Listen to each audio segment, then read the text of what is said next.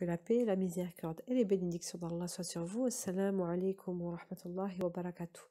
Alors, on s'est arrêté la dernière fois lorsque Moussa alayhi salam était auprès du prophète Chouaïb alayhi salam, donc pour terminer sa mission donc des 10 années. Et là, Moussa, à la fin de ce temps-là, il souhaite retourner auprès de sa terre natale en Égypte. Donc, il était à Médiane, le nord-est de l'Arabie, et il va s'orienter donc vers l'Égypte. Il va passer par le mont Sinaï, et là, il va voir un feu dans une montagne. On dit justement, donc dans le mont Sinaï, il y avait cette vallée de Toua. Et là, Moussa va monter jusqu'à cette montagne et Allah subhanahu wa ta'ala va lui parler. Il va lui dire, je suis Allah, je suis le Créateur, le Dieu tout-puissant. Ici, tu marches dans une terre sainte, enlève tes sandales. Et il va rentrer dans cette terre-là. Et Moussa alayhi salam va voir un feu flamboyer auprès donc d'une rose verte.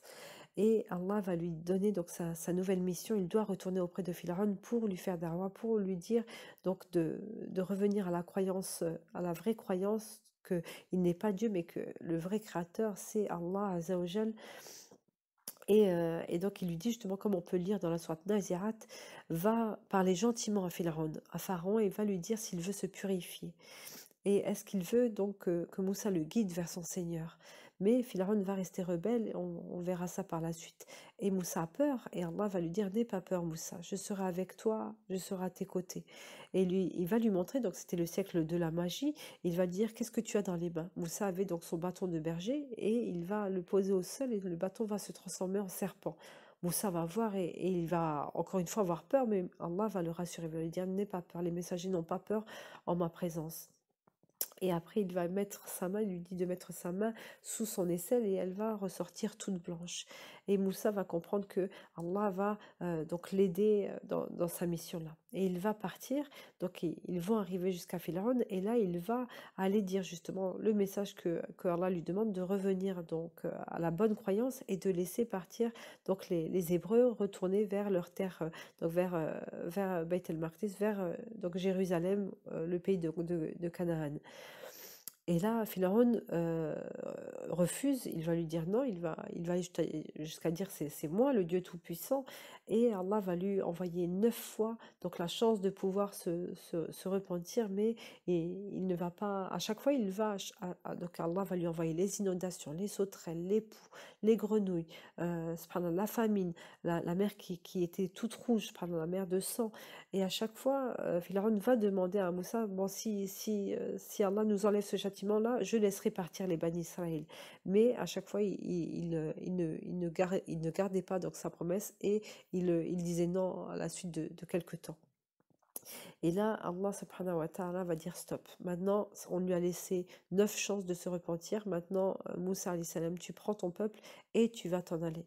Et on va voir justement, juste quand il était donc dans la grotte, il va demander, comme il avait ce problème d'élocution qu'on avait vu les fois précédentes, parce que Pharaon lui avait brûlé avec une braise, il va demander d'avoir l'aide de quelqu'un, justement pour qu'il puisse plus s'invoquer, plus glorifier Allah subhanahu wa ta'ala et l'aider dans cette mission.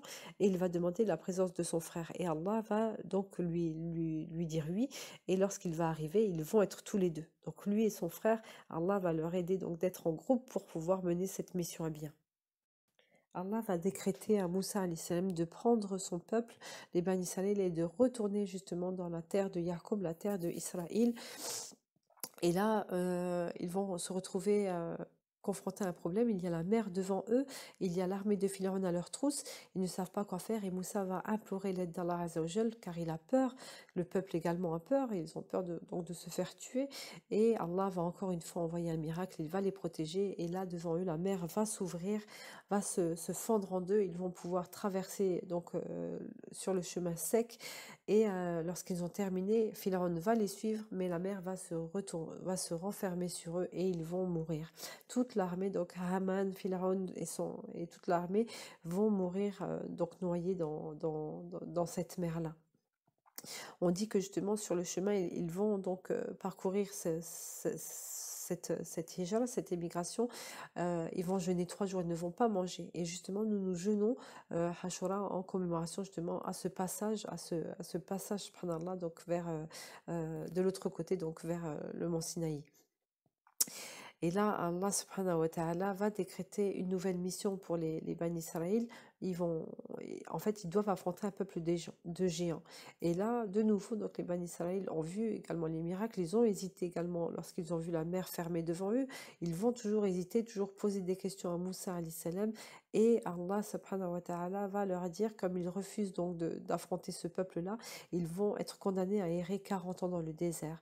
Ils vont se retrouver donc entre l'Égypte et la Palestine, condamnés à vivre ici donc 40 ans, jusqu'à ce que ce soit pas donc cette génération-là qui retourne au pays de Jacob, mais que ce soit leurs enfants qui puissent retourner. On continuera la prochaine fois, Inch'Allah, avec le Samiri et on terminera avec l'histoire de l'Khidr. سبحان ربك رب العزة عما يصفون والسلام على المرسلين والحمد لله يا رب العالمين